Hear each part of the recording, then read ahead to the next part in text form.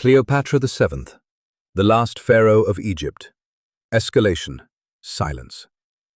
Alexandria, August 10, 30 BC. The summer sun beat down upon the white marble of the greatest city in the ancient world, but inside the stone walls of a hastily built mausoleum there was only shadow and silence. The air hung thick with incense and the weight of an ending. Cleopatra VII, Thea Philopatra, Queen of Egypt, Pharaoh of the Upper and Lower Kingdoms, the woman who had commanded the richest nation on earth, stood alone in a chamber filled with gold and precious stones she would never spend. Bathrooms, she was 39 years old. Outside these walls, the Roman army of Octavian waited like a patient predator, knowing that their victory was already complete. The Battle of Actium had been fought and lost a year ago. Mark Antony, her lover, her partner, her last great ally, lay dead in an antechamber, his blood still fresh upon the floor. He had died in her arms just hours before, believing a false rumor that she had already taken her own life. Now Cleopatra faced the final decision of her extraordinary existence. Two of her most trusted handmaidens stood beside her, their faces composed, but their eyes betraying the fear that comes when death is no longer abstract, but imminent. The queen wore her finest royal regalia, her diadem perfectly positioned, her makeup applied with the precision of someone who understood that how you leave history matters as much as how you live it. She had sent word to Octavian about her burial wishes. She had arranged for Caesarion, her eldest son, to flee toward India, though in her heart she knew the Roman net would find him. She had seen to it that her younger children would survive, even if their survival meant captivity in Rome. Every detail had been managed with the same meticulous intelligence that had defined her entire reign. But standing in that stone room, surrounded by the accumulated wealth of generations and the symbols of divine kingship, Cleopatra was simply a woman who had fought against the tide of history and lost. The Ptolemaic dynasty, which had ruled Egypt for nearly 3 centuries, would end with her. The Hellenistic world that Alexander the Great had created would be absorbed into the Roman machine. Egypt, the ancient land of the pharaohs, would become just another province in someone else's empire.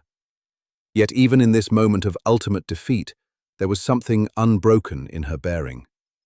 She had been born into chaos, educated for greatness, tested by impossible circumstances, and she had held power longer than most men ever dreamed. She had spoken with emperors in their own languages, commanded armies, rebuilt a nation's economy, and shaped the course of history through sheer force of will and intelligence. If she was going to die, she would die as she had lived, on her own terms, with dignity, and with the full knowledge of what she was choosing. Cleanliness she had selected worked quickly and quietly. Some sources claim it was a snake, hidden in a basket of figs, its bite delivering venom that would bring a symbolic death befitting an Egyptian queen. But more likely, it was a carefully prepared mixture of toxins that she had researched herself, substances that would bring a peaceful end without the prolonged agony of other methods. Cleopatra had studied poisons, had tested them on condemned prisoners to understand their effects. She knew exactly what she was doing. As the substance took hold, her last thoughts were her own. Perhaps she saw the faces of those she had loved. Julius Caesar, that brilliant and ruthless general who had given her a throne and a son. Mark Antony, passionate and flawed, who had given her 3 more children and a dream of empire that almost came true. Her children, scattered now across a world that would remember their mother as either monster or martyr, depending on who told the story. Or perhaps she thought of Egypt itself, the land she had ruled with such fierce devotion, the only Ptolemaic monarch to learn the language of her subjects, the queen who had presented herself as the living incarnation of Isis. She had tried to save it, tried to keep it independent and strong in an age when Rome devoured nations like a hungry god. She had failed. But her failure was not from lack of courage or intelligence. The silence deepened. The handmaidens fell first, having taken their own poison in solidarity with their queen. Then Cleopatra herself slipped away, her body arranged on a golden couch, her face serene, as though she had simply chosen to sleep. Posleidic Wexentavian's guards broke through the sealed doors. They found a scene that would echo through the ages. 3 women, dead by their own choice, surrounded by treasure that meant nothing now. The conqueror stood before the body of his enemy and reportedly felt something close to admiration mixed with his frustration. She had denied him the triumph of parading her through Rome, had robbed him of the ultimate propaganda victory. But this story does not begin with death. It begins 40 years earlier, with the birth of a girl into a family that had ruled Egypt since the time of Alexander the Great. A girl who would become the most famous woman of her age, whose intelligence would be her greatest weapon, and whose name would survive the collapse of everything she fought to preserve. This is the story of how Cleopatra lived before she died. This is the epic of the last pharaoh. Part 1. Daughter of the Nile, the world she was born into. The winter of 69 BC brought Cleopatra into a world already on the edge of transformation. Alexandria, the city where she first drew breath, was a marvel of human ambition, a place where Greek culture and Egyptian tradition collided and merged into something entirely new. The harbour stretched wide before the legendary Pharaoh lighthouse, one of the 7 wonders of the ancient world, its fire visible for miles across the Mediterranean. Ships from every corner of the known world crowded the docks, carrying spices from Arabia, grain from the Nile Valley, papyrus that would become the paper of empire, and ideas that would reshape civilization. Ptolemaic Kingdom, a dynasty founded by Ptolemy I Soter, one of Alexander the Great's most trusted generals. When Alexander died in 323 BC, his vast empire shattered into pieces, and Ptolemy claimed Egypt as his prize. For nearly 300 years, his descendants had ruled this ancient land, Greek monarchs presiding over Egyptian subjects, adopting pharaonic traditions while maintaining their Macedonian identity. Cleopatra was born into the royal palace, a complex of buildings so grand that whole cities could have fit within its gardens. Her father was Ptolemy XII Auletes, a man whose reign was defined by weakness and desperation. The name Auletes meant the flute player, a nickname that captured both his love of music and the ridicule with which many of his subjects regarded him. He was not a warrior king or a builder of monuments. He was a survivor, clinging to power through careful manipulation and expensive bribes to Rome, the rising superpower that increasingly controlled the Mediterranean world. Cleopatra's mother remains one of history's mysteries. Some sources suggest she was Cleopatra V Tryphena, Ptolemy XII's wife, though even this is uncertain. What is clear is that Cleopatra grew up in a household marked by instability, betrayal, and the constant threat of violent overthrow. The Ptolemaic family was notorious for its internal bloodshed. Brothers murdered brothers, sisters poisoned sisters, children rose against parents. Power was not inherited peacefully in this dynasty. It was seized, defended, and often lost in the course of a single brutal day. The girl who would become the last pharaoh was not the eldest child, nor the obvious heir. She had an older sister, Berenice IV, and several younger siblings, including the brothers who would later become her co-rulers and enemies. In the palace, surrounded by intrigue and danger, Cleopatra learned her first and most important lesson. Survival required more than royal blood. It required intelligence, adaptability, and the ability to read people and situations with perfect clarity. An educating without equal. Adventurers. While her father struggled to maintain his grip on the throne, often fleeing to Rome to beg for support, young Cleopatra received an education that would prove to be her greatest asset. The Ptolemaic court attracted the finest scholars in the Mediterranean world, and the Library of Alexandria, still partially intact from its founding, remained a beacon of learning. Here, in halls filled with hundreds of thousands of scrolls, the accumulated knowledge of centuries was preserved and studied.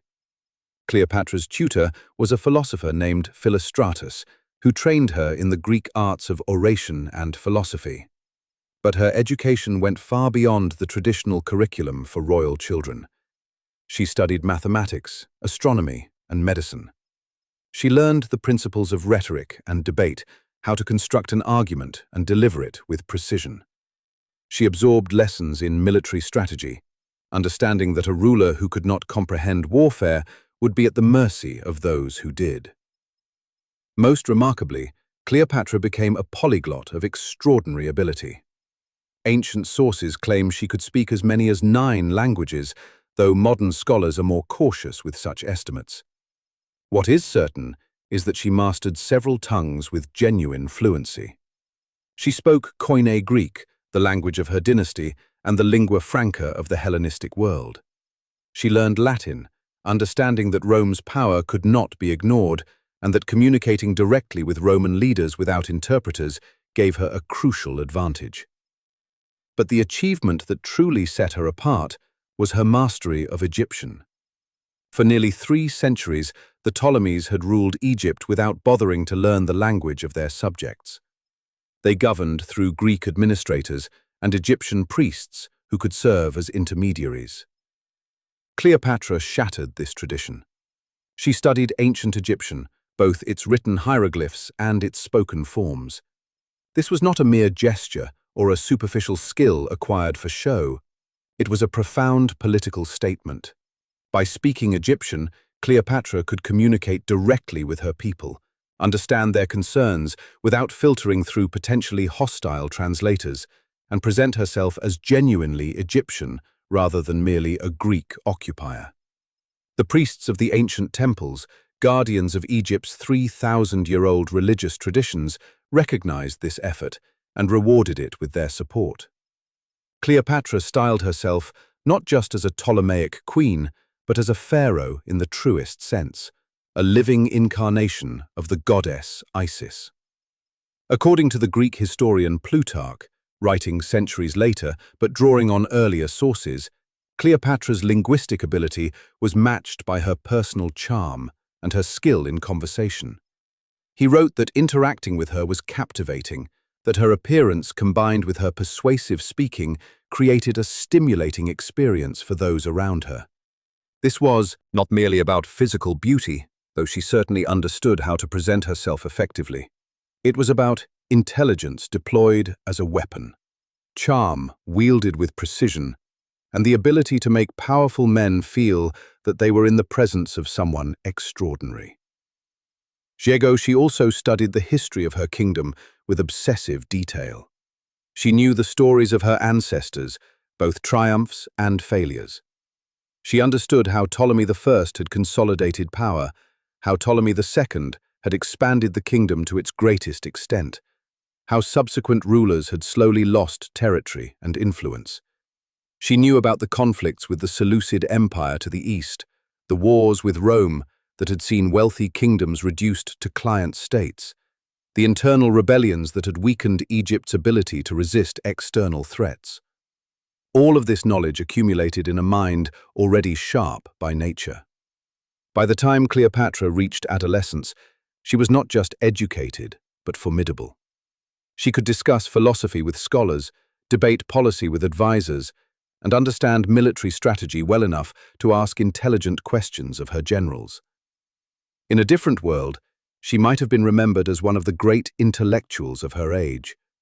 In the world she actually inhabited, these skills would be tested in ways she could not yet imagine. Chaos and opportunity. When Cleopatra was about 11 years old, catastrophe struck her family. Her father, Ptolemy XII, was driven from Egypt by a popular uprising. The people of Alexandria had grown tired of his incompetence, his heavy taxation to fund bribes to Rome, and his obvious weakness. In his place, they installed Cleopatra's older sister, Berenice IV, as queen, supported by powerful nobles who believed they could control her more easily than they had controlled her father. Ptolemy XII fled to Rome, leaving his children in a suddenly dangerous situation. Berenice ruled for approximately 3 years, during which times he married and then executed at least one husband who failed to meet her expectations. The palace politics became even more vicious, and young Cleopatra witnessed firsthand what happened when power changed hands violently. Her mother, Cleopatra V Tryphena, either died or disappeared from records during this period, adding another layer of instability to an already chaotic household. Confucius XII was not finished. In Rome, he spent enormous sums bribing senators and military commanders, promising them Egypt's wealth if they would help him reclaim his throne. In 55 BC, a Roman general named Aulus Gabinius led an army into Egypt. The campaign was swift and brutal.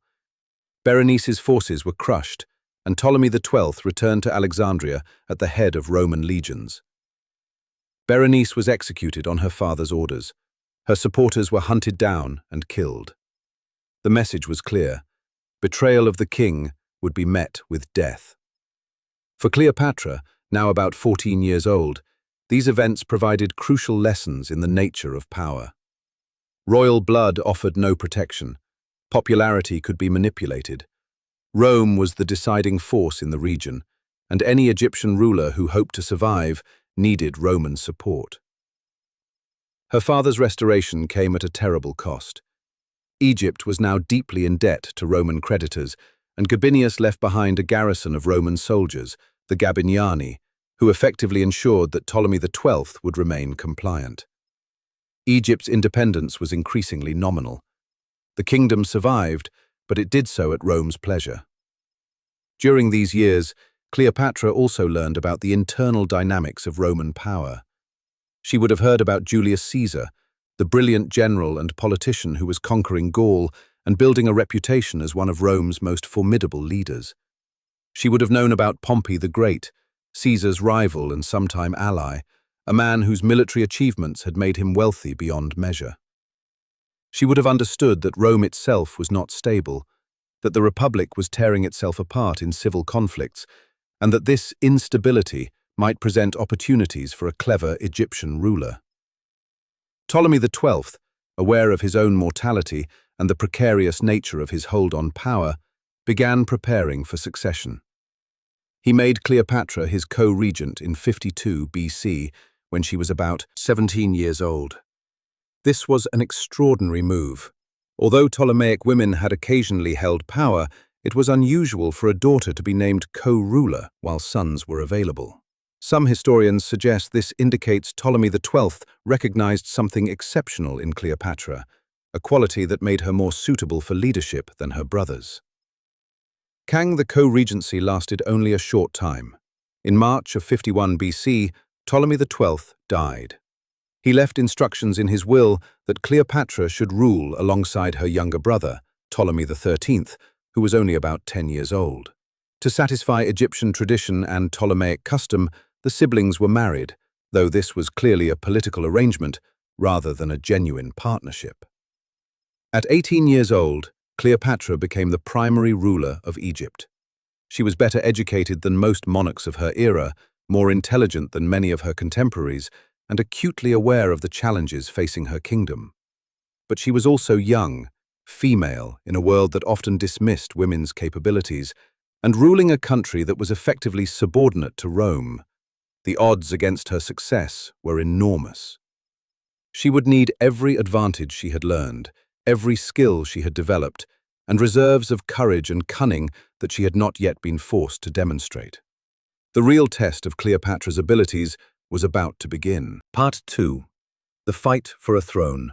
The Struggle for Dominance. Cleopatra's early months as queen revealed both her ambitions and the obstacles in her path. The 18-year-old monarch was not content to be a figurehead. She immediately asserted her dominance over the co-regency with her 10-year-old brother. In official documents and inscriptions from this period, her name appeared first, a clear signal that she intended to be the actual ruler rather than merely sharing power in name. Her first significant act as queen was laden with political and religious meaning.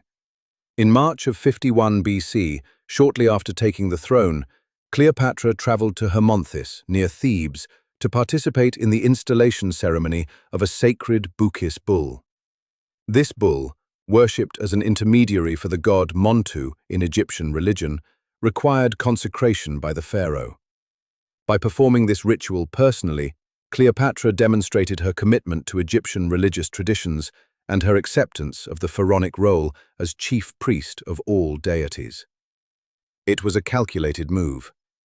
The Egyptian priesthood wielded enormous influence, controlling vast temple estates and commanding the loyalty of much of the population. Previous Ptolemaic rulers had often neglected these religious duties or delegated them to subordinates. Cleopatra's visible participation sent a message. She was not just another Greek occupier, but a true pharaoh who honored Egypt's ancient ways. However, political realities quickly complicated her ambitions. Egypt faced immediate challenges that would test any ruler. The Nile's flooding patterns, essential for agriculture and therefore for the entire economy, had been unreliable for several years. Poor harvests led to inflation and food shortages. The population grew restless, and the economic strain made it difficult to maintain the administrative apparatus of government. Moreover, Rome continued to loom over Egypt like a storm cloud. The debt incurred by Ptolemy XII remained unpaid, and Roman creditors demanded their money. The Gabiniani garrison in Alexandria represented both protection and occupation. Egypt's fate depended on maintaining good relations with Rome, yet Rome itself was descending into civil war. By 50 BC, the political situation shifted dramatically. Julius Caesar and Pompey the Great, once allies in an informal triumvirate that dominated Roman politics, were moving toward open conflict. Caesar had spent nearly a decade conquering Gaul, building an army loyal to him personally and accumulating wealth that rivaled the Roman state itself. The Senate, increasingly fearful of Caesar's ambitions and pushed by Pompey, demanded that Caesar disband his legions and return to Rome as a private citizen. Caesar refused. In January 49 BC, he crossed the Rubicon River, the boundary between his province and Italy, with an armed legion. This act was treason, a declaration of war against the Republic. Pompey and the senators who opposed Caesar fled Rome, eventually establishing themselves in Greece to gather forces for a counterattack. Egypt watched these developments with intense interest. Cleopatra understood that whoever won this Roman civil war would effectively control Egypt's future. Her father had secured his throne through Pompey's intervention years earlier, which created a debt of gratitude. But supporting the eventual loser could prove catastrophic. Meanwhile, closer to home, Cleopatra's authority was being undermined from within. Her brother, Ptolemy XIII, though still a child, was surrounded by ambitious advisors who saw the young king as a tool they could control. Chief among these was Pothinus, a eunuch who served as chancellor and effectively managed Egypt's finances. Also influential were Achillas, the commander of the Egyptian army, and Theodotus, Ptolemy XIII's tutor. These men had no intention of allowing Cleopatra to rule unchallenged. They saw her intelligence and independence as threats to their own power. Throughout 50 BC and into 49 BC, the political situation deteriorated. Official documents began listing Ptolemy XIII's name before Cleopatra's, indicating a shift in who held actual authority. Court factions formed, with some supporting the queen and others backing the young king and his advisors. The conflict came to a head in 48 BC. Cleopatra found herself outmaneuvered politically and facing military pressure from forces loyal to her brother. Rather than risk capture or assassination, she chose exile. She fled Alexandria and made her way to the Egyptian border near Pelusium, where she began raising an army from mercenaries and Egyptian forces still loyal to her. This was a desperate gamble. Cleopatra was attempting to launch a civil war against her own brother, backed by the Egyptian military establishment. She had limited resources and faced opponents who controlled the capital, the treasury, and the official apparatus of government. Success required not just military victory, but a political solution that would restore her to the throne without destroying the kingdom in the process. By the summer of 48 BC, Cleopatra's forces and her brother's army stood facing each other near Pelusium, on the eastern edge of Egypt. A battle seemed inevitable. Egypt appeared ready to tear itself apart in dynastic conflict, following the pattern of Ptolemaic history, where family members routinely killed each other for power. And then, suddenly, everything changed. A Roman arrived. The arrival of Caesar. Julius Caesar's pursuit of Pompey the Great across the Mediterranean would alter the course of Cleopatra's life and the fate of Egypt. After Caesar's forces crushed Pompey's army at the Battle of Pharsalus in Greece on August 9, 48 BC, Pompey fled eastward, desperately seeking refuge and support for a continued resistance. Egypt, which had benefited from Pompey's support in the past and which owed Rome significant debts, seemed like a logical destination. Psychologist ship arrived off the coast of Egypt in late September 48 BC. He sent word to the young king Ptolemy XIII, who was encamped with his forces at Pelusium, near where Cleopatra's army also waited. The king's advisors convened to discuss what to do. They faced an impossible situation. If they welcomed Pompey, they would make an enemy of Caesar, who was clearly winning Rome's civil war. If they turned Pompey away, they risked offending the man who had helped restore Ptolemy XII and might yet recover his fortunes. Theodotus, the king's tutor, allegedly proposed a solution that he believed was brilliantly practical. Egypt would kill Pompey and present his head to Caesar. This would demonstrate loyalty to the victor, eliminate the loser, and ensure Egypt's position regardless of how Rome's conflict ultimately resolved. Sluggish, the plan was executed with cold precision. Pompey was invited to come ashore, where he was greeted by Roman officers who had once served under him but were now in Egyptian employ. As his small boat reached the shallows, these men stabbed Pompey to death in full view of his wife and companions on the ship. His head was severed and preserved. His body was left to rot on the beach. When Caesar arrived in Alexandria shortly afterward, in early October 48 BC, he was presented with Pompey's severed head. The young king's advisors expected gratitude, or at least approval. Instead, Caesar reportedly wept. Whatever else Pompey had been, he was Caesar's former son-in-law, having been married to Caesar's daughter Julia before her death. He had been a great Roman, a consul and general, whose achievements had expanded the Republic's power. His murder by foreigners, on a beach, stabbed in the back while seeking hospitality, struck Caesar as dishonorable and barbaric. This reaction was not merely emotional. Caesar was a master of propaganda, and Pompey's death denied him the opportunity to display clemency by pardoning his rival, a gesture that would have enhanced his own reputation for magnanimity. The Egyptians had robbed him of this political victory, and he was not pleased. Foreground entered Alexandria at the head of a relatively small force, perhaps 4,000 men, a fraction of the military might he could command, but enough to project power in a foreign city. He installed himself in the royal palace and made it clear that he intended to arbitrate the dispute between Cleopatra and Ptolemy XIII. Egypt owed Rome money, and as consul, Caesar had authority to settle the kingdom's affairs. This was the moment when Cleopatra's intelligence and boldness would be tested. She was camped outside Alexandria with her army, but her brother's forces controlled the city and surrounded the palace where Caesar resided. Standard diplomatic channels were closed to her. Any messenger she sent might be intercepted. Any letter might be read by hostile parties. She needed a way to meet Caesar directly, to present her case without interference from her brother's advisors. What happened next has been embellished and romanticized over centuries, but the core of the story appears in multiple ancient sources. Cleopatra arranged to be smuggled into the palace, past the guards, directly into Caesar's presence. Some accounts say she was rolled up in a carpet or bedding sack, carried by a loyal servant who pretended to be delivering goods.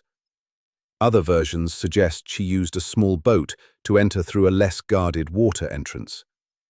The specific method matters less than the audacity of the act. Cleopatra literally appeared before Julius Caesar, emerging from concealment into the same room where the most powerful man in the world was conducting business. It was a gamble that could have ended in her imprisonment or execution. But it worked. Caesar was 52 years old, a man who had seen and done nearly everything, yet this young queen's entrance impressed him. Here was someone who thought strategically, who understood that dramatic gestures could shape perceptions, who had the courage to put herself at risk for a potential advantage. According to Plutarch, Caesar was immediately charmed, not just by her appearance, but by her conversation, her quick wit, and her obvious intelligence. Cleopatra made her case. She argued that she was the legitimate ruler, that her brother's advisors were manipulating the young king, and that Egypt would benefit from her sole rule.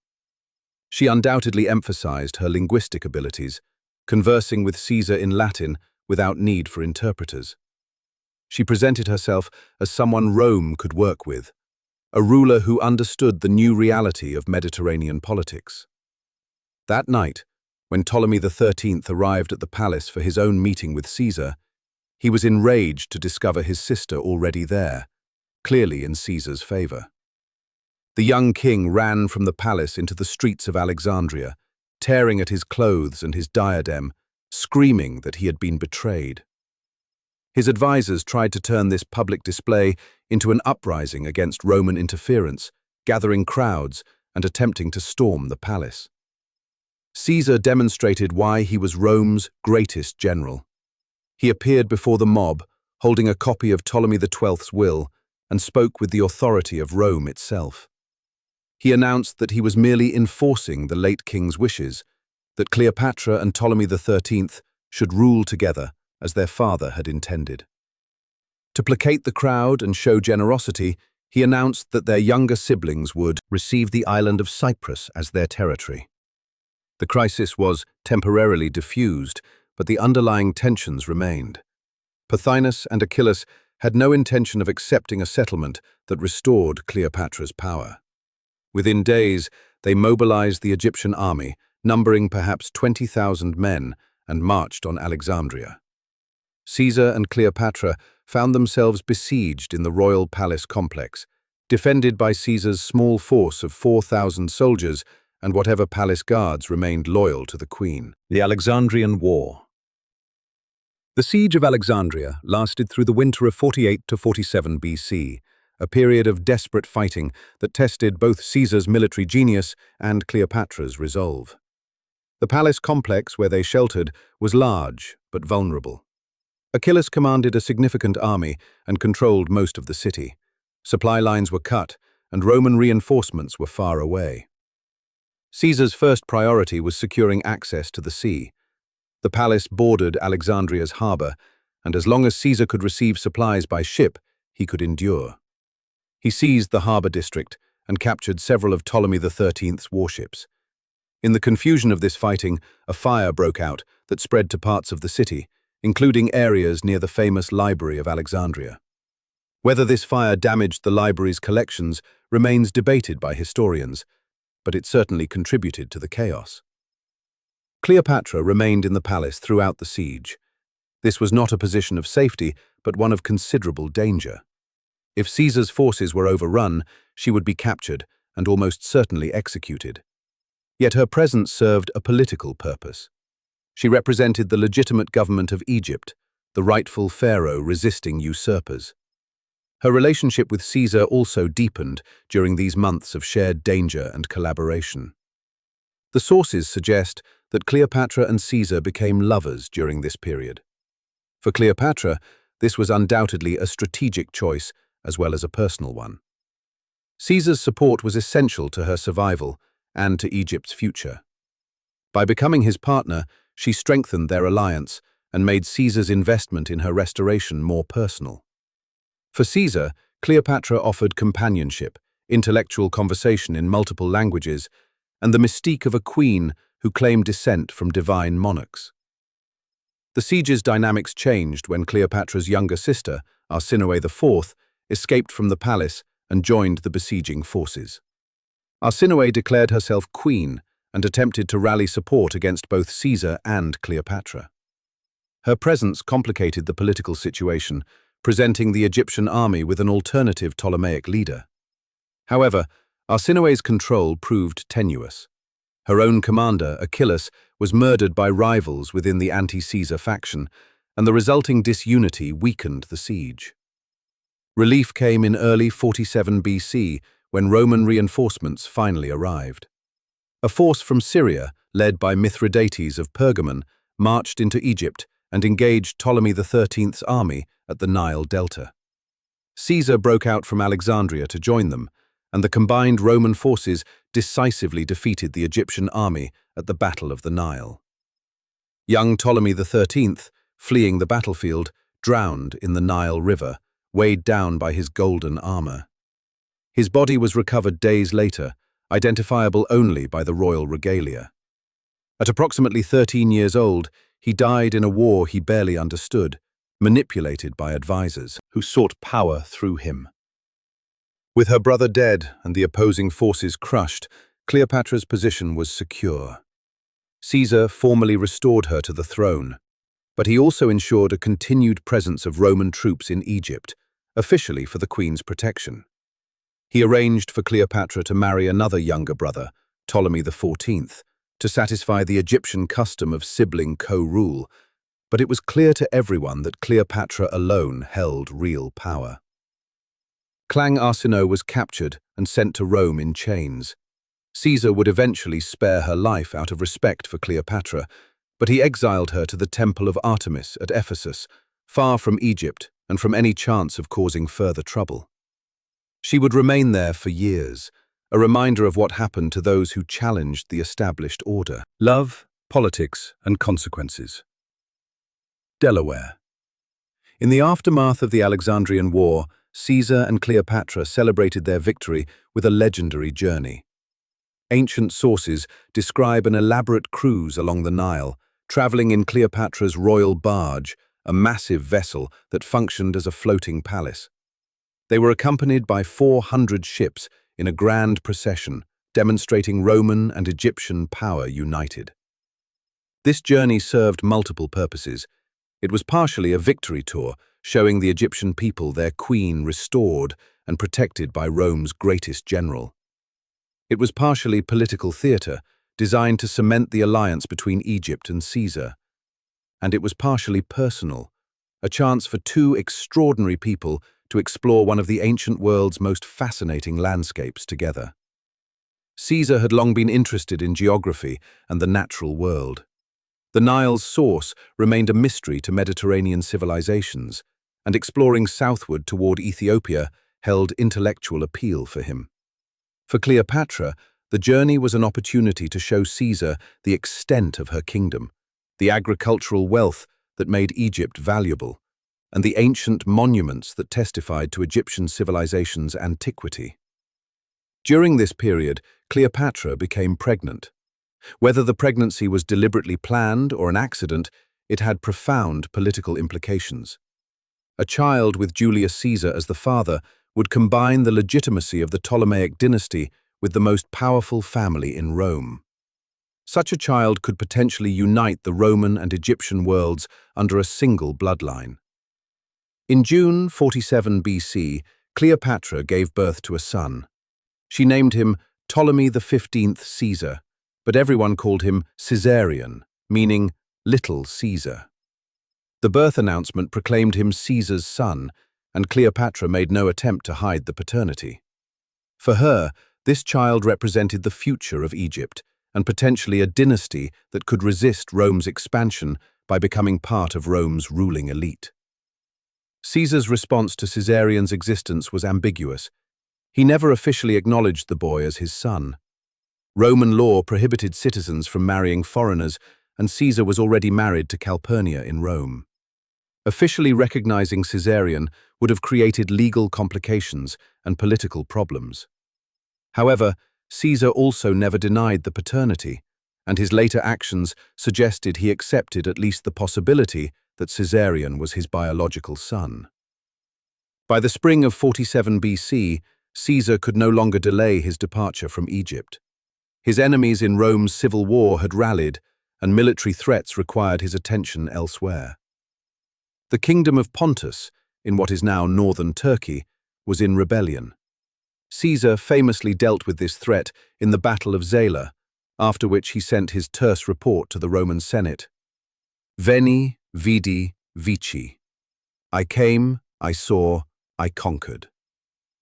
Cleopatra remained in Egypt, now the undisputed ruler, with her infant son, nominal co-regent, and her younger brother Ptolemy XIV as a powerless titular co-ruler. She faced the immense task of rebuilding a kingdom damaged by civil war, restoring its economy, and maintaining the delicate balance between Egyptian independence and Roman dominance. But in 46 BC, Cleopatra made a bold decision. She traveled to Rome, accompanied by Ptolemy XIV, Caesarion, and a substantial entourage. Caesar provided her with accommodations in one of his estates across the Tiber River from the city proper. This was not technically within Rome's sacred boundary, the Pomerium, which prevented complications with Roman religious law, but it was close enough to the center of power. Cleopatra's presence in Rome caused a sensation. She was exotic, foreign, immensely wealthy, and clearly Caesar's mistress despite his Roman marriage. The conservative elements of Roman society, already suspicious of Caesar's ambitions, saw Cleopatra as a corrupting foreign influence. Cicero, one of Rome's greatest orators and a senator deeply committed to republican traditions, wrote that he despised her. He viewed her as manipulative and dangerous, representing everything that threatened Roman values. Yet others in Rome were fascinated by the Egyptian queen. She hosted gatherings attended by intellectuals, politicians, and Roman high society. She discussed philosophy, demonstrated her linguistic abilities, and presented herself as both a Hellenistic monarch and a pharaoh of ancient lineage. Caesar even commissioned a golden statue of Cleopatra, depicted as the goddess Venus Genetrix, and placed it in the Temple of Venus in Caesar's Forum. This was extraordinary.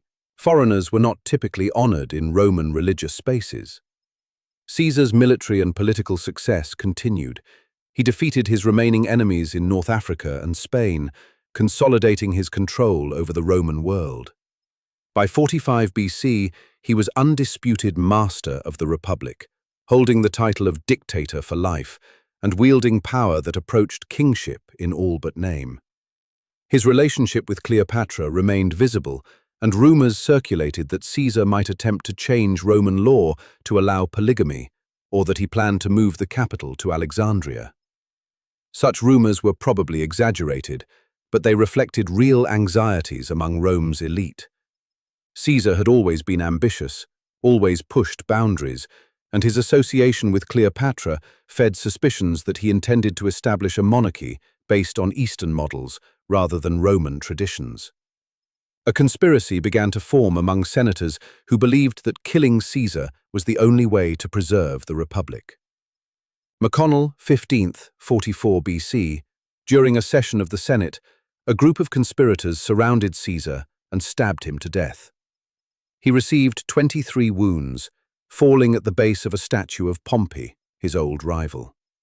The assassins, led by Marcus Brutus and Gaius Cassius, believed they were saving Rome from tyranny.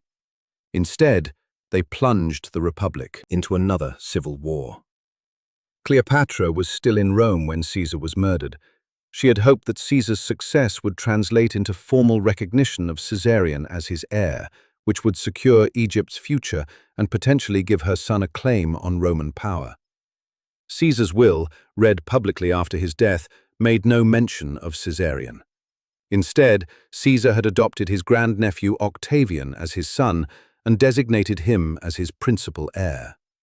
This was a devastating blow to Cleopatra's plans. She had bet Egypt's security on Caesar's protection and on Caesarion's paternity. Now Caesar was dead. murdered by the very senators who most opposed foreign influence in Rome. Caesarion had been passed over, and Cleopatra herself was in a city that might turn hostile at any moment. She made arrangements to leave Rome as quickly as possible. Staying longer risked assassination or arrest, and Egypt needed her presence. She returned to Alexandria with her entourage, bringing Caesarion back to the one place where his claim to be Caesar's son would be honored. Shortly after her return, Ptolemy XIV died, likely poisoned on Cleopatra's orders. The young king had never held real power, but his death removed any potential rivals to Cleopatra's control. Cleopatra elevated Caesarion, now about 3 years old, to the position of co-ruler. He received the title Ptolemy XV Caesar, and was recognized as Pharaoh alongside his mother. For Cleopatra, this was essential. Caesarion represented continuity with Caesar's legacy, a living link to the man who had restored her throne and whose memory commanded respect throughout the Mediterranean world. But Cleopatra was alone again, without the protection of a powerful ally. Rome descended into chaos as Caesar's supporters and assassins fought for control. Egypt was wealthy and stable by comparison, but its independence remained precarious. Cleopatra needed another alliance, another powerful Roman who could offer protection and partnership. She would not have to wait long before one appeared. Part 3. The Age of Antony. A New Alliance. In the 3 years following Caesar's assassination, Rome tore itself apart.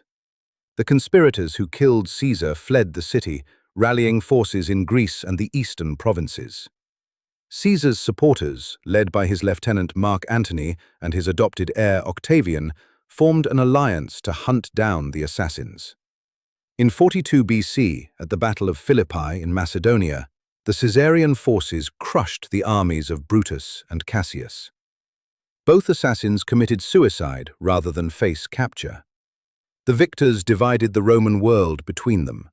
Octavian, just 21 years old, but bearing Caesar's name and authority, took control of Italy and the western provinces. Mark Antony, who had been Caesar's cavalry commander and trusted subordinate, received the wealthy eastern territories. A third member, Lepidus, was marginalized and given only North Africa. The arrangement was called the Second Triumvirate, a formal division of power that was supposed to last 5 years. Mark Antony was in many ways Caesar's opposite.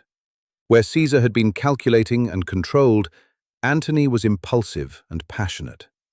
Where Caesar maintained a thin veneer of republican respectability, Antony embraced the image of a military strongman.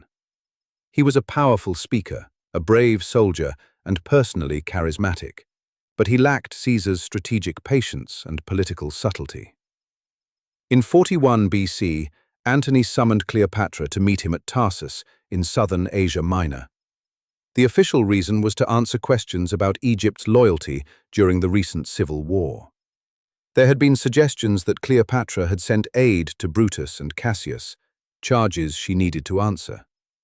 But the meeting was also about establishing a relationship between the new master of Rome's eastern provinces and the queen of its richest client state.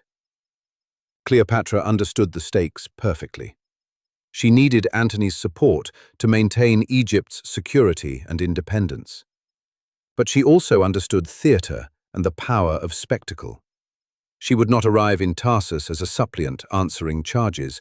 She would arrive as a queen, demonstrating Egypt's wealth and her own magnificence. The barge that carried Cleopatra up the Cydnus River to Tarsus became legendary. Ancient sources describe it as covered in gold leaf, with purple sails perfumed with incense. The oars were silver, and they moved to the sound of flutes and harps. Cleopatra herself reclined beneath a canopy decorated with gold, dressed as the goddess Aphrodite, the Greek equivalent of Venus.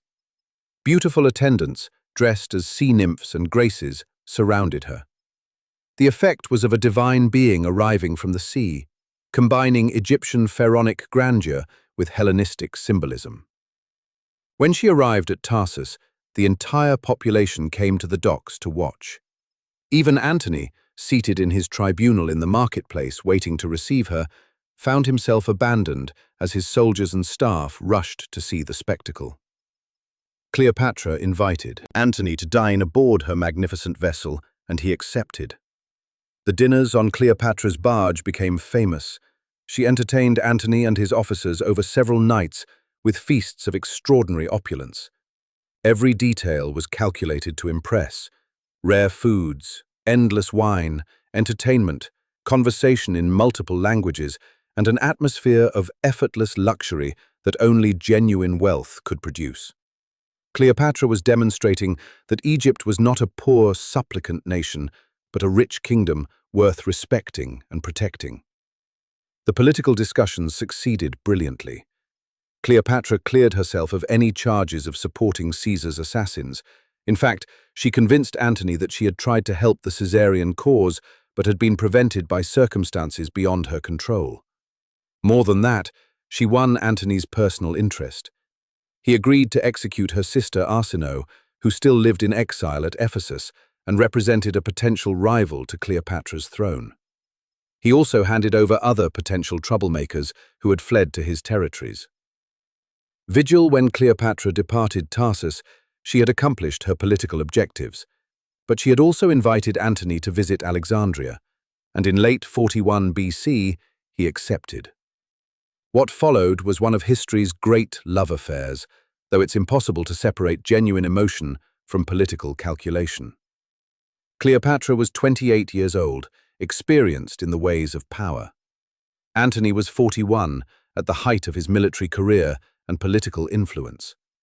They formed a partnership that was simultaneously personal, political, and strategic. In Alexandria, Antony found a lifestyle that appealed to his nature.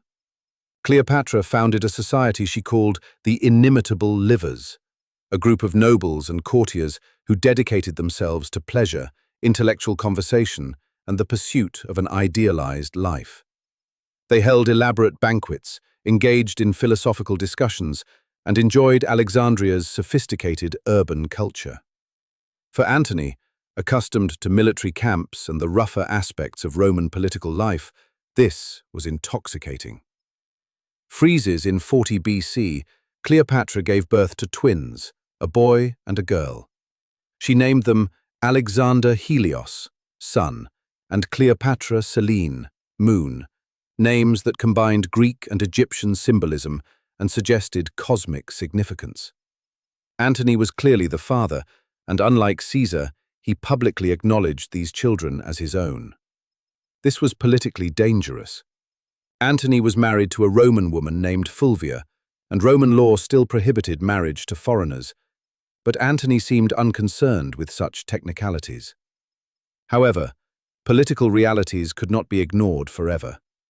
Antony's wife Fulvia and his brother Lucius had started a war in Italy against Octavian, attempting to break the triumvirate's power-sharing arrangement. The conflict went badly, and Fulvia died during or shortly after the fighting. Antony had to return to Italy to prevent an open break with Octavian. In a move to stabilize the political situation, Antony married Octavian's sister, Octavia, a respected and dignified Roman matron. This marriage to Octavia was a political necessity, but it created a complicated personal situation. Antony now had a wife in Rome and a partner in Egypt. Cleopatra accepted this arrangement, understanding that it was temporary and that political alliances required such compromises. She focused on raising her children and governing Egypt, confident that Antony would return when circumstances allowed. For 3 years, from 40 to 37 BC, Antony remained in the western provinces, managing military campaigns and attempting to maintain the triumvirate. But by 37 BC, it was clear that he and Octavian could not work together indefinitely. Their alliance was one of convenience, not friendship. Antony arranged his affairs in Rome, essentially abandoning Octavia without formally divorcing her, and returned to the east. When Antony reunited with Cleopatra in 37 BC, their partnership entered a new phase. They were no longer tentative allies testing each other's commitment. They were partners in a grand strategy to build an empire that could rival and perhaps eventually surpass Rome's. Antony needed Egypt's wealth to fund his military ambitions, particularly his planned campaign against the Parthian Empire, Rome's great rival to the east. Cleopatra needed Antony's military power and political authority to expand Egypt's territories and secure its independence. The quid pro quo was explicit.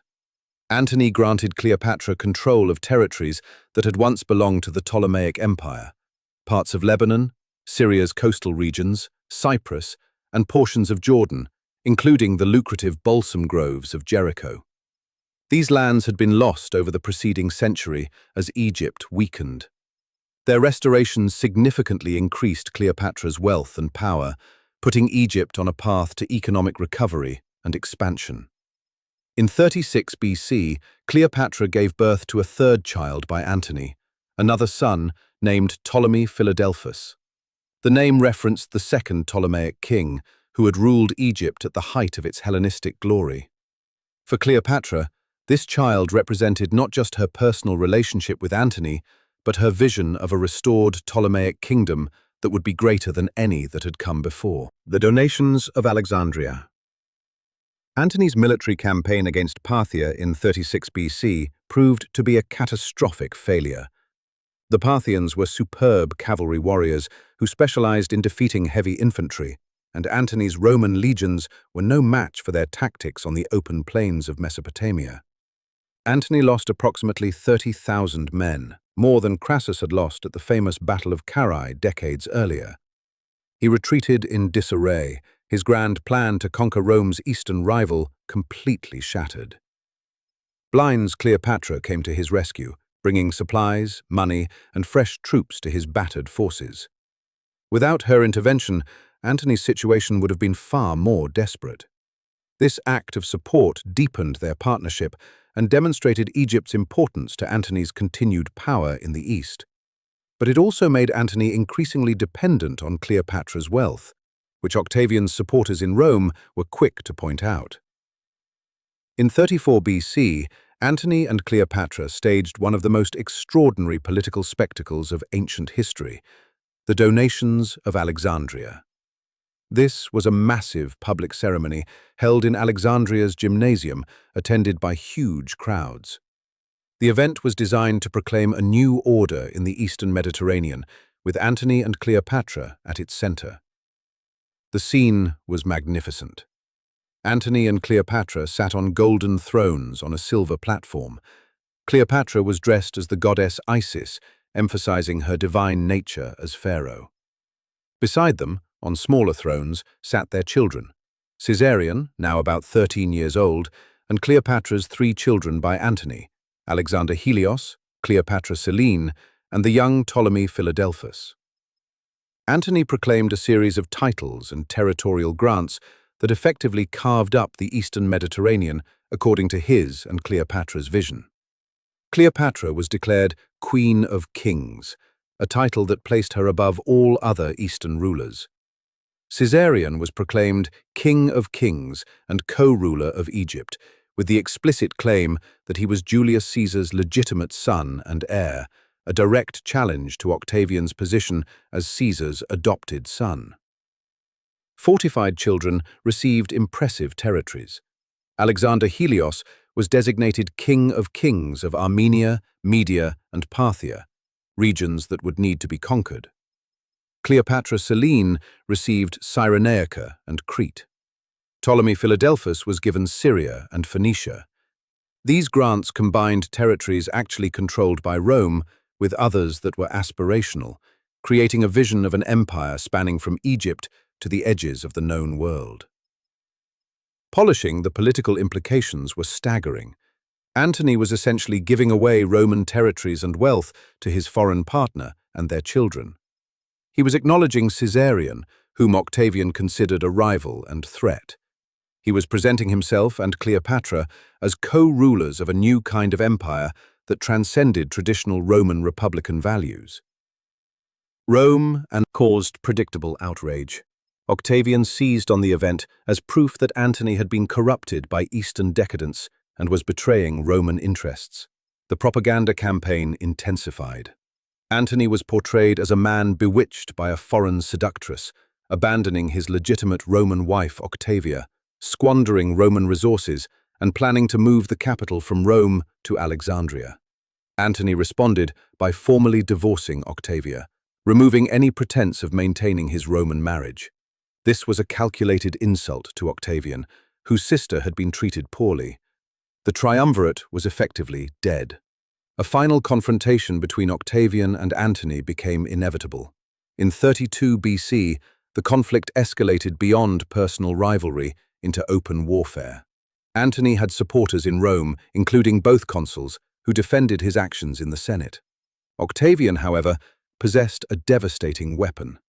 He claimed to have obtained Antony's will, which was supposed to be held in sacred trust by the Vestal Virgins. Octavian had it seized and read publicly to the Senate. The will's contents, whether genuine or partially forged, were politically explosive. It confirmed Caesarion as Julius Caesar's son and heir. It granted massive territories to Cleopatra and her children.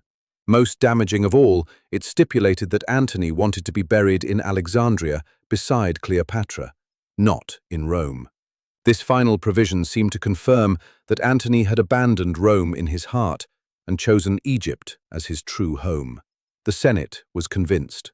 Octavian had his casus belli, but politically he could not declare war on Antony directly. Antony was still a Roman citizen, and civil war had already devastated the Republic for too long. Instead, Octavian proposed a brilliant solution. Rome would declare war not on Antony, but on Cleopatra. She was the foreign queen who had seduced and corrupted a Roman general. Antony would be portrayed as her victim and dupe, rather than as an enemy of Rome. In late 32 BC, the Roman Senate formally declared war on Egypt. Antony, as expected, came to Cleopatra's defense, bringing his legions and fleet to her support.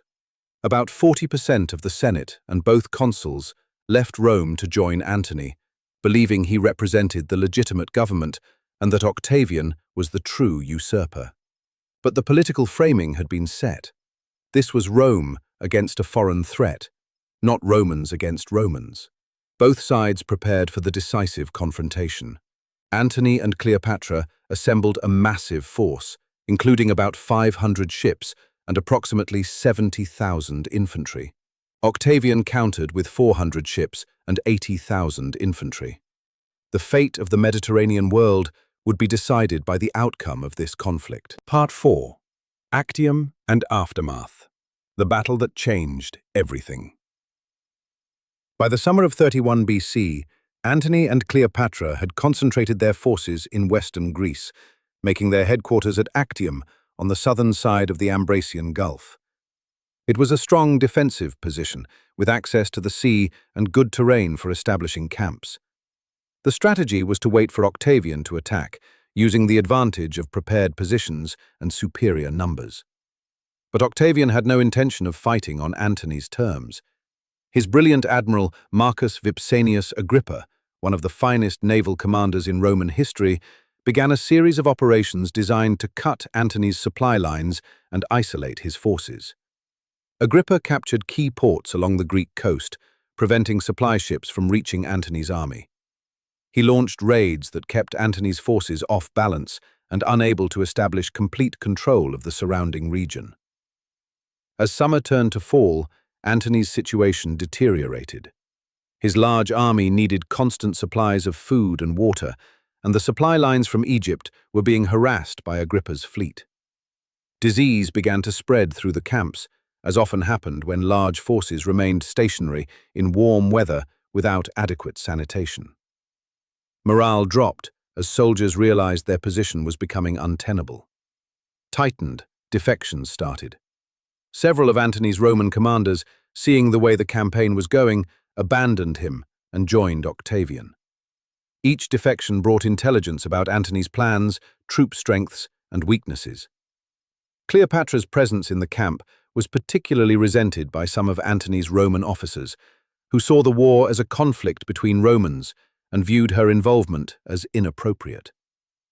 Antony faced an impossible choice: He could remain at Actium, watching his army slowly weaken from disease, hunger, and desertion.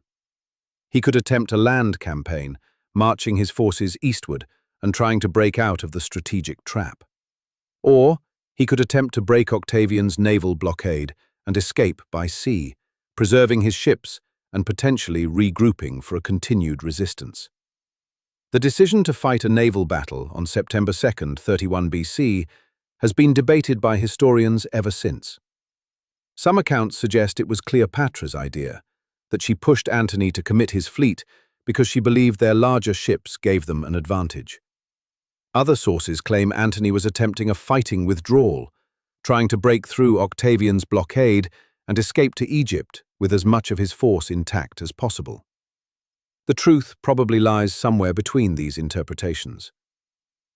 On the morning of September 2nd, Antony's fleet rowed out from the protection of the Ambracian Gulf into the open waters of the Ionian Sea. He commanded about 250 large warships, while Cleopatra's Egyptian squadron of about 60 ships positioned themselves behind the main battle line. Octavian's fleet, commanded by Agrippa, consisted of about 400 smaller, more maneuverable vessels. The battle that followed was unlike most naval engagements of the era. Typically, ancient naval warfare involved ramming enemy ships or boarding them with marines. But Antony's ships were heavily armored quinqueremes, massive vessels plated with bronze that were difficult to ram effectively. Agrippa's smaller Liburnian galleys were faster and more agile, but couldn't employ traditional tactics against such formidable opponents. For most of the day, the battle was indecisive. Antony's ships formed up in a defensive line, trying to advance slowly while protecting their flanks. Agrippa attempted to outflank them, drawing the battle lines wider. The fighting became a grueling exchange of missile fire, arrows and javelins flying between ships, while infantry marines tried to gain boarding advantage. Men died, ships burned, but neither side could gain a decisive edge. Then, in the afternoon, something happened that changed everything. Cleopatra's squadron suddenly raised their sails, something unusual in ancient naval combat, because it limited maneuverability, and they pushed through a gap in the fighting lines, heading for open water and the direction of Egypt. The exact reason for this move remains one of history's great mysteries. Ancient sources claim it was cowardice, that Cleopatra panicked when the battle seemed to be going badly and fled, abandoning Antony to his fate. Other accounts suggest it was a prearranged plan, that Antony and Cleopatra had decided to attempt a fighting withdrawal, and the Egyptian squadron's departure was the signal to execute the plan. Modern historians have proposed that the move was strategic, designed to break the blockade and ensure that at least part of their force, along with Egypt's royal treasury aboard Cleopatra's ships, could escape to fight another day. Whatever the intent, the effect on the battle was catastrophic. When Antony saw Cleopatra's ships leaving, he abandoned his own command ship and transferred to a faster vessel with about 40 ships in tow. He followed Cleopatra, chasing after her through the battle lines and out to open sea. This was either the action of a commander executing a difficult extraction, or the decision of a man so devoted to his lover that he abandoned an entire army to follow her. The fleet Antony left behind, seeing their commander depart, lost all cohesion. Ships attempted to disengage and flee, but most were surrounded and captured or destroyed by Octavian's forces. By evening, the battle was over.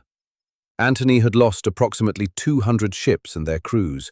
His land forces, encamped at Actium with no supplies and no leadership, surrendered to Octavian within a week.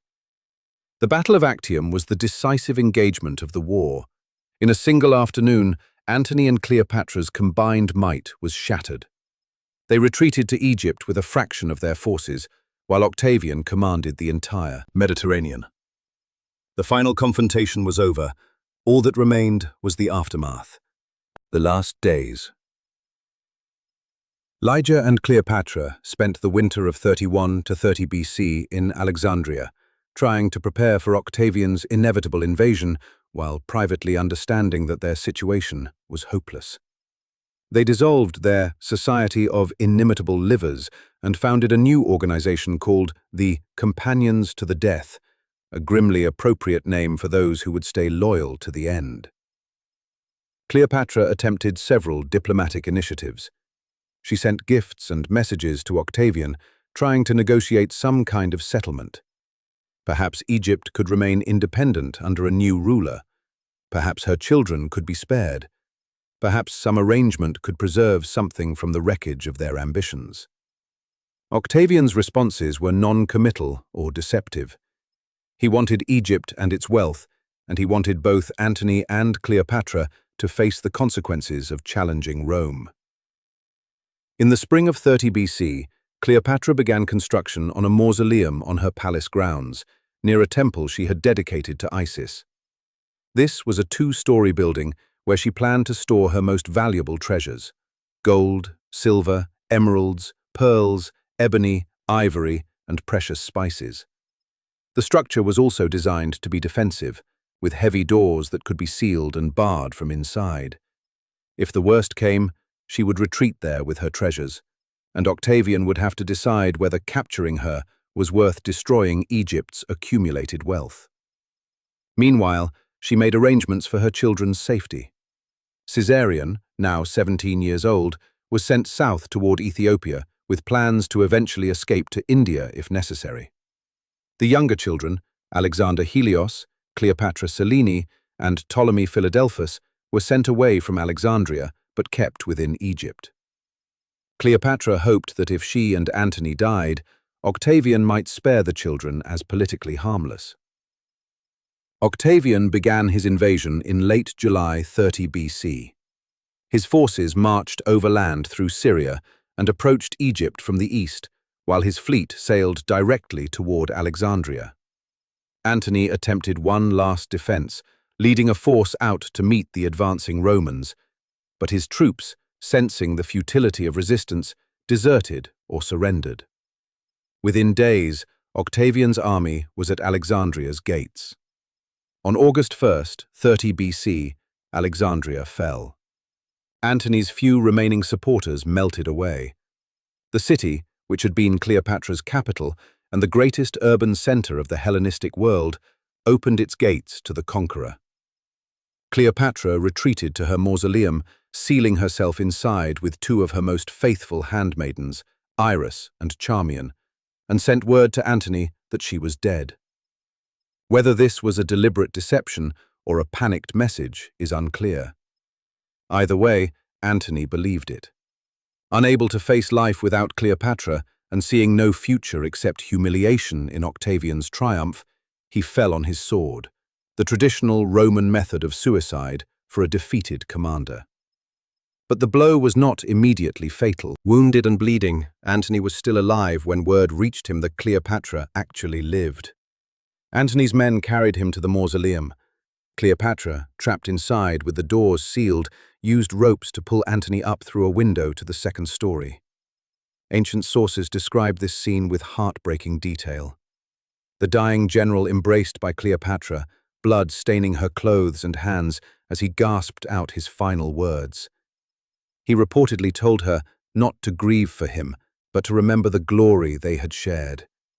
Then he died in her arms. Cleopatra was now trapped, alone except for her two handmaidens, surrounded by treasure in a sealed stone building. Octavian's forces surrounded the mausoleum, but he feared that Cleopatra might destroy the wealth inside if pressed too hard. He wanted her alive, wanted to parade her in his triumph through Rome as the ultimate symbol of his victory. His officers attempted to negotiate, to find some way to coax Cleopatra into surrendering.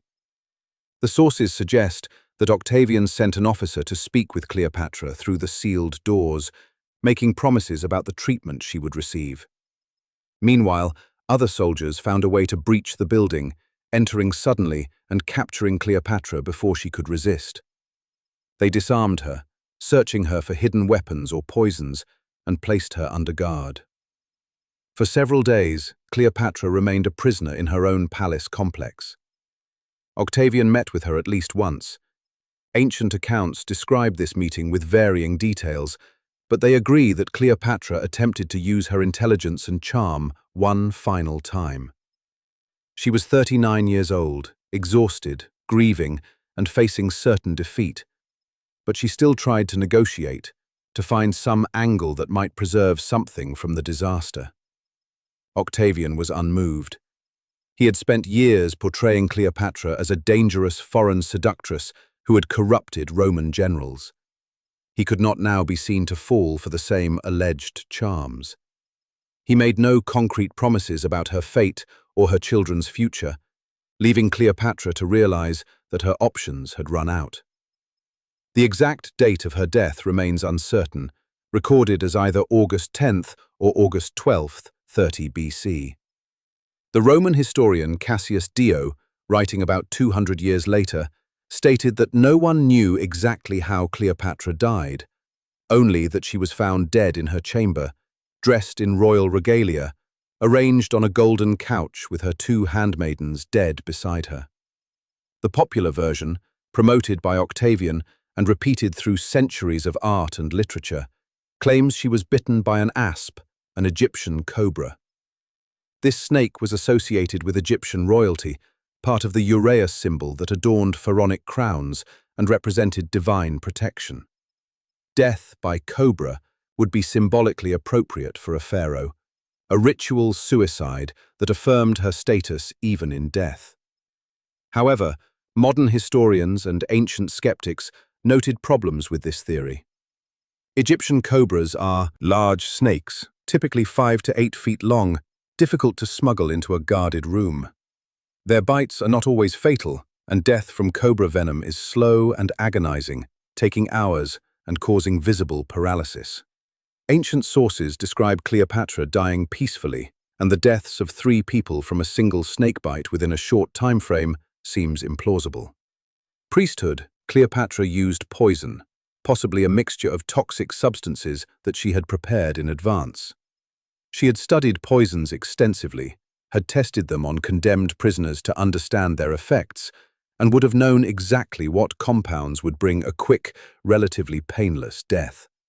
The small puncture marks found on her arm, which fed the snake theory, were probably from a needle or similar instrument used to inject or apply the poison. The method matters less than the choice itself. Cleopatra chose when and how she would die. She denied Octavian the triumph of parading her through Rome in chains. She maintained her dignity and her status as pharaoh to the very end. In an age when defeated monarchs often faced humiliation, torture, and degrading public execution, Cleopatra's suicide was an act of defiance and control. Octavian, when he received news of her death, was reportedly both admiring and frustrated. He had wanted his triumph, wanted to display the queen who had challenged Rome, but he could not deny a certain respect for someone who chose death over submission. He honored Cleopatra's request to be buried beside Mark Antony, a gesture that allowed him to appear magnanimous while costing him nothing. The tomb where they were laid to rest has never been found, one of archaeology's enduring mysteries. Somewhere beneath the modern city of Alexandria, or lost to the sea, the last pharaoh of Egypt and her Roman partner rest together, just as she had hoped. Part 5. The Children's Fate. The Price of Being Cleopatra's Heir. Cleopatra's children faced drastically different fates based on their perceived threat to Octavian's power. Caesarion, being Julius Caesar's alleged son and bearing Caesar's name, represented the most direct challenge to Octavian's legitimacy as Caesar's heir. The 17-year-old youth had fled south before Alexandria's fall, attempting to escape to India as his mother had planned.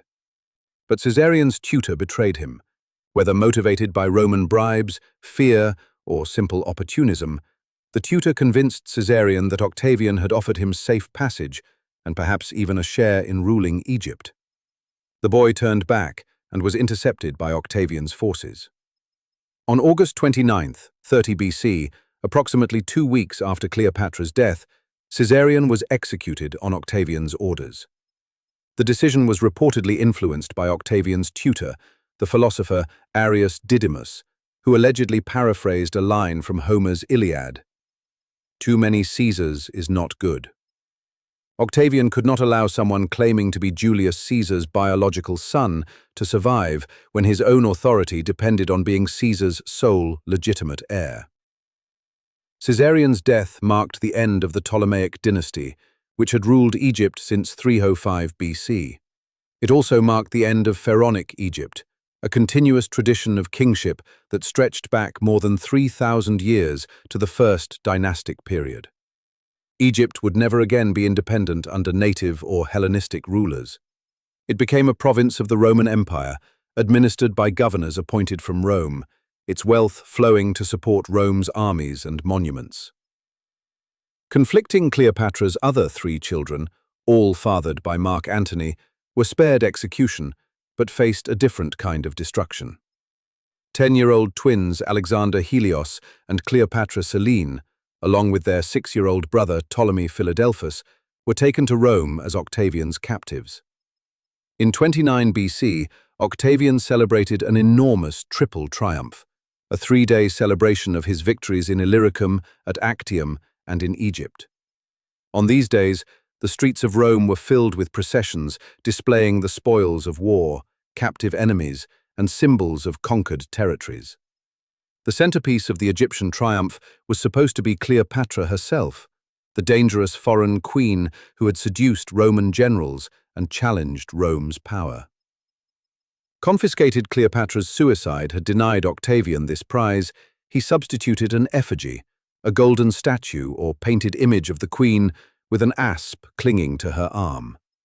But the real spectacle came from parading her living children through the streets of Rome. The twins were dressed as the sun and moon they were named for, forced to walk in heavy golden chains behind the effigy of their dead mother. Ancient sources mention only the twins in this procession, leading some historians to speculate that young Ptolemy Philadelphus may have died during the journey from Egypt to Rome. Sight of these children, royal descendants of both Ptolemaic pharaohs and a famous Roman general, being displayed as conquered enemies, reportedly moved some Romans to pity. They were so young, so clearly victims of their parents' ambitions rather than threats in themselves. Octavian's sister, Octavia, the woman Antony had abandoned for Cleopatra, asked her brother to spare the children and give them into her care. Octavian agreed. The children were removed from their golden chains and sent to live in Octavia's household in Rome. There they were raised alongside Octavia's own children and other young relatives of the imperial family. By all accounts, Octavia treated them well, providing them with education appropriate to their status and ensuring they were not mistreated for their parents' actions. Alexander Helios disappears from historical records after arriving in Rome. No ancient source mentions his fate. The most likely explanation is that he died young, perhaps from illness, before reaching adulthood. No tomb has been identified, no mention made of his death, leaving him as one of history's minor mysteries, a child who was briefly declared King of Kings, only to vanish into obscurity. Hognito, as Cleopatra Selene, had a very different destiny. She was the only one of Cleopatra's children to achieve real power in her own right. Octavian, now styling himself Augustus Caesar as Rome's first emperor, arranged for her to marry King Juba II of Numidia around 25 BC, when Selene would have been about 15 years old. Juba II was himself an interesting figure, the son of a North African king who had been defeated by Julius Caesar. Like Selene, he had been brought to Rome as a child, raised in an imperial household, educated in Roman and Greek learning. Augustus gave them the Kingdom of Mauritania, roughly corresponding to modern Morocco and western Algeria, as their realm. Cleopatra Selene proved to be a capable queen. She and Juba II ruled Mauritania for nearly 2 decades, promoting trade, architecture, and culture.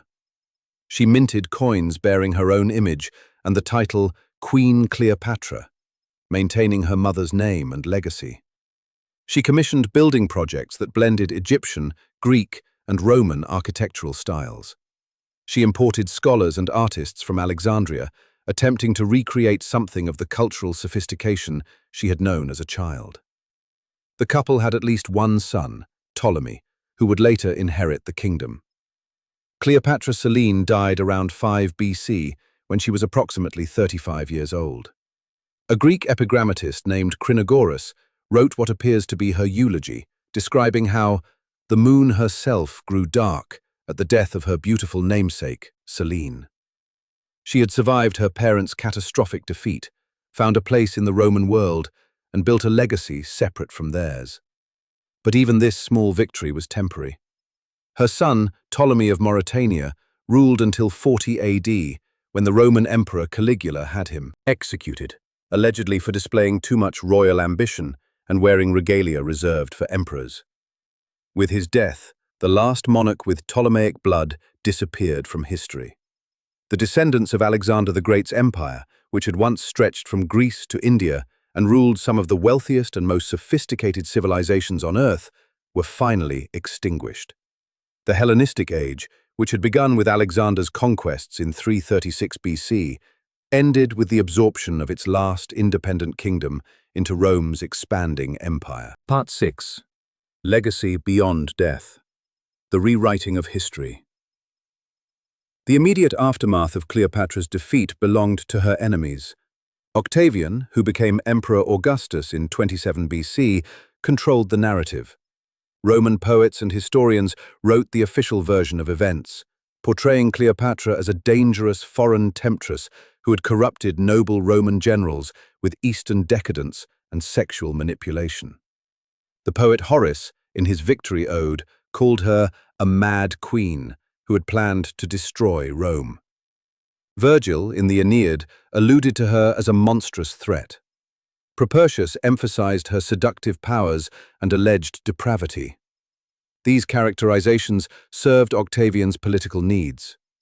By portraying Cleopatra as the villain, he could present his civil wars against Caesar's former allies as defensive actions, protecting Rome from foreign corruption, rather than admitting they were conflicts between Romans for supreme power. Blinked propaganda was remarkably effective and enduring. For centuries, the Roman version of Cleopatra's story dominated Western understanding. Medieval Europeans knew her primarily through Roman sources and through Christian writers who used her as an example of worldly temptation. She became a symbol of dangerous female sexuality, a cautionary tale about the perils of women wielding political power. But there were always alternative perspectives. Eastern sources, particularly from Egypt and other provinces of the Roman Empire, remembered her differently.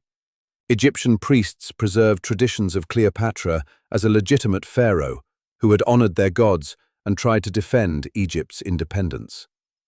As late as 373 AD, more than 400 years after her death, an Egyptian scribe named Petasenuphe recorded that he had overlaid the figure of Cleopatra with gold, suggesting that a cult devoted to her memory still existed.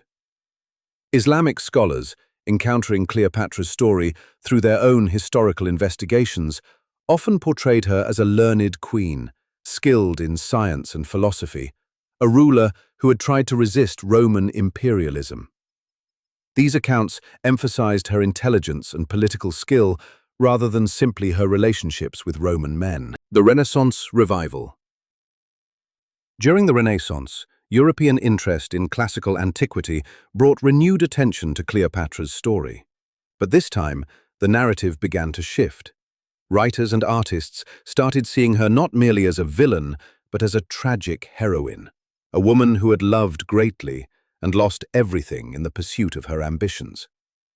William Shakespeare's play Antony and Cleopatra, written around 1606–1607, presented a complex portrait.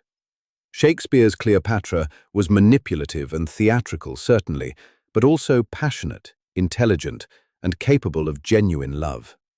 His portrayal, drawn from Plutarch's ancient biography, captured the contradictions in her character, a queen who could be both calculating and sincere, who used her sexuality as a political weapon, but also felt genuine emotions. Pink, Baroque, and neoclassical artists painted numerous scenes from Cleopatra's life. Her arrival at Tarsus on the Golden Barge became a favorite subject, allowing painters to display luxury and exotic splendor. Her death, often depicted with an asp at her breast, became an image of noble suicide, a woman choosing death with dignity over humiliating captivity. These artistic representations, while often historically inaccurate in details, began rehabilitating Cleopatra's reputation. She was no longer simply a foreign temptress, but a complex figure worthy of sympathy and admiration. The emphasis shifted from condemning her morality to celebrating her dramatic story. The modern reassessment. In the 19th and 20th centuries, as archaeology revealed more about ancient Egypt and as historical methods became more sophisticated, scholars began attempting to separate the real Cleopatra from centuries of propaganda and myth. This process is ongoing, and it has revealed a woman very different from both the Roman stereotype and the Renaissance romanticization. The real Cleopatra, highly educated intellectual. Her linguistic abilities were extraordinary for any era. Speaking 7 to 9 languages fluently was rare in the ancient world and remains impressive today. More importantly, she used these languages strategically, communicating with Syrians in Syrian, with Jews in Hebrew, with Egyptians in ancient Egyptian. This demonstrated respect for her subjects' cultures and allowed her to govern more effectively than predecessors who relied entirely on Greek or translators. Her intelligence extended far beyond languages. Ancient sources confirm she studied mathematics, astronomy, philosophy, and medicine. She understood chemistry well enough to experiment with poisons scientifically. She grasped military strategy adequately to discuss it with generals and make informed decisions about campaigns. She combined theoretical knowledge with practical political skill, using her education as a tool for governance. As a ruler, Cleopatra was generally capable and sometimes innovative. She addressed Egypt's recurring problem of Nile flooding and agricultural production by attempting to modernize irrigation and farming techniques. She managed Egypt's complex economy, which was based on state control of grain production and trade. She maintained the administrative bureaucracy that made Egypt function, appointed competent officials, and ensured that the temples and priesthood remained supportive of her rule. Her foreign policy was sophisticated and ultimately tragic.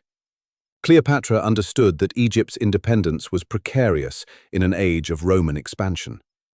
She correctly recognized that the only way to preserve Egyptian autonomy was to form alliances with powerful Romans who could protect her from other Romans. Her relationships with Caesar and Antony were certainly personal and romantic, but they were also strategic partnerships designed to ensure Egypt's survival. The strategy nearly succeeded. With Caesar's protection, Cleopatra secured her throne and gave birth to an heir who bore the most famous name in the Roman world. Had Caesar lived longer, or officially acknowledged Caesarion as his son, Egypt might have become permanently linked to Rome's ruling family, maintaining its distinct identity while benefiting from imperial protection. With Antony, Cleopatra came even closer to achieving her vision. The donations of Alexandria represented a genuine attempt to create a new kind of empire, one that combined Roman military power with Hellenistic traditions and Egyptian wealth. If Antony had defeated Octavian, the history of the Mediterranean world might have developed very differently, with Alexandria rather than Rome as the imperial capital. That these strategies failed was not primarily due to Cleopatra's shortcomings, but to factors beyond any individual's control. Rome's internal conflicts created opportunities, but also enormous risks. The rise of Octavian, a political genius who combined ruthlessness with patience and careful image management, meant that Antony faced an opponent who could not be defeated through conventional means. Cleopatra as symbol and inspiration. Beyond the historical facts, Cleopatra has functioned as a symbol and source of inspiration in ways that transcend her actual accomplishments. She represents several powerful themes that continue to resonate. Expelled. She embodies female power in a male-dominated world. Cleopatra ruled Egypt in her own right for nearly 2 decades, longer than most kings or emperors of her era. She commanded armies, managed complex diplomatic relationships, and held her own in negotiations with some of history's most formidable men. She did this while facing obstacles that male rulers did not: automatic assumption of incompetence, dismissal of her intelligence as manipulation, and reduction of her political achievements to sexual relationships. Modern feminists and historians have reclaimed Cleopatra as an example of female capability that patriarchal societies tried to suppress. The Roman insistence on portraying her primarily as a seductress, on attributing her influence to sexual power rather than intelligence, reveals their discomfort with acknowledging a woman as a legitimate political equal. The truth, which emerges from careful study of ancient sources, is that Cleopatra succeeded through the same combination of intelligence, education, strategic thinking, and force of personality that made male leaders successful. Second, she represents the clash between different civilizations and value systems. Cleopatra stood at the intersection of Egyptian, Greek, and Roman cultures. She embodied all three: Pharaoh, according to Egyptian traditions; Hellenistic monarch by dynasty and language; political player in the Roman world. Her story illustrates how civilizations interact, compete, and eventually merge.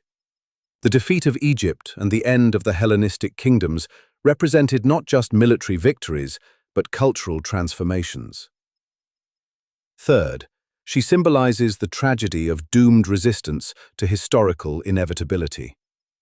Egypt's independence was probably unsustainable, regardless of Cleopatra's actions. Rome was simply too powerful, too well-organized, too relentless in its expansion. Yet Cleopatra fought against this inevitability with every resource at her disposal. Her ultimate failure does not diminish the courage of the attempt. There is something admirable about refusing to accept defeat, about continuing to struggle even when the odds are overwhelming. Finally, Cleopatra has become a template for understanding how history gets written and rewritten. The differences between the Roman propaganda version of her story and what careful scholarship reveals demonstrates how victors shape narratives to serve their interests. Recognizing this helps us read all historical sources more critically, understanding that what we know about the past is always filtered through the biases and agendas of those who recorded it. The enduring mystery. Confidential of study, much about Cleopatra remains mysterious. We have no contemporary biography written by someone who knew her personally. We have no letters in her own hand, no diary, no direct access to her thoughts and motivations. Everything we know comes through sources written by others, most of them Romans, writing decades or centuries after her death. Confiscated physical facts are uncertain. What did she actually look like? Ancient coins show various images, some depicting a woman with strong features and a prominent nose, others showing someone more conventionally attractive. Statues and busts vary widely. No portrait definitively identified as Cleopatra survives from her lifetime. Artists throughout history have reimagined her appearance based on their own ideals of beauty and their interpretations of her character. We do not know the details of her personality, her private beliefs, her inner life. Was she cynical and calculating, viewing every relationship as transactional? Or did she genuinely love Caesar and Antony, combining political advantage with real emotional connection? How did she feel about her children? What did she think about as she prepared for death? These questions remain unanswerable. Pressing, her tomb, which Octavian allowed to be prepared according to her wishes, has never been discovered. Somewhere, possibly beneath modern Alexandria, or lost to coastal erosion and rising sea levels, Cleopatra rests with Mark Antony. Finding their tomb would be one of archaeology's greatest discoveries, potentially containing artifacts, inscriptions, and perhaps written materials that could transform our understanding of this period. Until such a discovery, if it ever comes, Cleopatra remains partially obscured by time and propaganda, a figure known more through her impact on history than through direct evidence of her life. Conclusion. The last pharaoh's true legacy. Sluggish when assessing Cleopatra's legacy, it's essential to separate what she actually achieved from what she symbolizes. Her concrete accomplishments were significant, but ultimately failed in their primary objective. She did not save Egypt's independence.